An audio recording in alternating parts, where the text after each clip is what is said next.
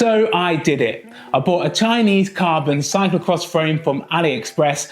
It's from Flyxii and honestly it felt like a bit of a gamble, but after digging through the forums it seemed like I could be onto a bit of a bargain. So in this video I'm going to take you through my first impressions, how I built it up and then put it to the test on the road, on the commute, at the cycle circuit and of course off-road.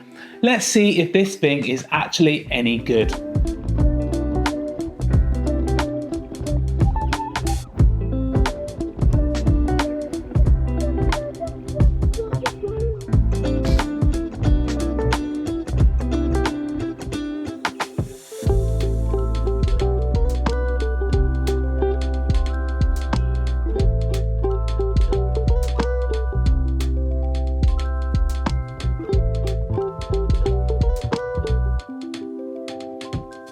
So first things first, the frame itself.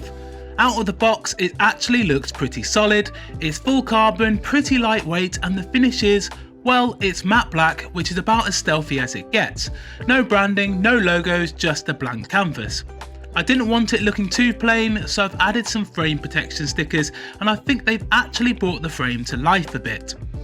For the build I've gone with a SRAM Force 1x group set. Simple, clean and reliable, perfect for cyclocross and gravel. The frame is designed for internal cable routing and while it wasn't the easiest thing to set up, it wasn't a total nightmare either. Everything bolted up fine and the clearances look good. Now here's where I ran into a bit of an issue. The fork that came with this frame is 15x100mm, which is the older through axle standard. Most modern CX and gravel bikes have moved to the 12x100mm, which means my existing wheel set wouldn't fit. So to make this work I had to buy an adapter to convert the fork to 12x100mm.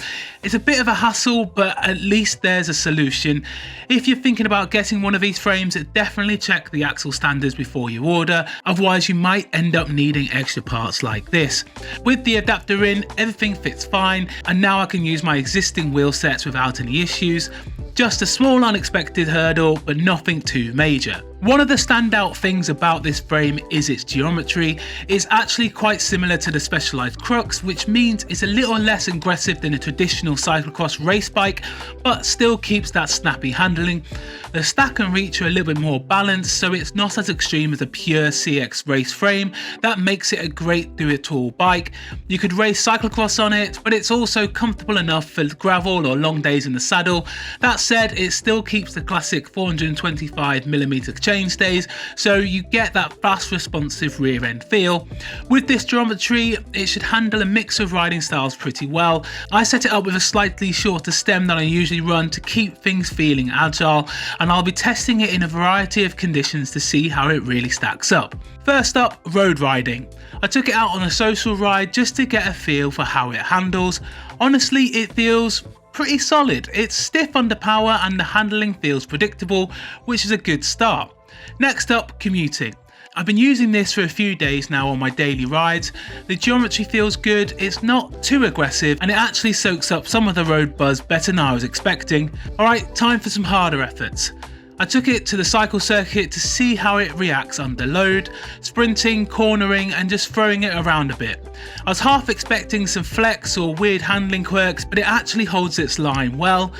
The front end feels stiff enough and the bottom bracket area doesn't feel like it's giving up under power. And now for the real test, off-road. I hit some rougher terrain, some classic CX conditions, and yeah, it's definitely a cyclocross bike. The frame doesn't feel overly harsh, which is a nice surprise, and it handles technical sections pretty well. I'll need to do more testing in proper muddy conditions, but so far so good. One interesting thing about this frame is it's an open mould design. If you're not familiar with that term, open mould frames are designs that aren't exclusive to one brand. Multiple manufacturers can use the same mould to produce their own versions, sometimes with minor tweaks. This particular frame actually shares a lot of similarities with models of well-known brands. It looks very close to bikes from Forme, Ribble and even some older Specialized Crux designs. That's because many brands source frames from the same factories and then customize things like carbon layup, branding or minor geometry tweaks tweaks. The advantage of going direct to consumer with an open mould frame is that you're essentially getting a high-end design without the premium price tag. The downside, you don't get the same level of brand support, warranty coverage, or proprietary engineering tweaks that big brands might add. But at the end of the day, if the ride quality is good, it doesn't really matter what name is on the down tube, and from what I can tell so far, this frame looks and rides much like a more expensive bike. So was this AliExpress frame worth it? So far, I'd say yes. For the price, it's hard to beat. A full carbon frame that rides well, looks decent, and didn't fall apart in the first week. Obviously, long-term durability is the real test, but first impressions, I'm impressed. I'll be putting this bike through its paces over the next few months, so if you want to see a long-term review, how it holds up after some serious abuse, make sure you subscribe, and let me know in the comments, would you trust a cheap Chinese carbon frame, or is it still too much of a gamble? That's it for now. Catch you in the next one.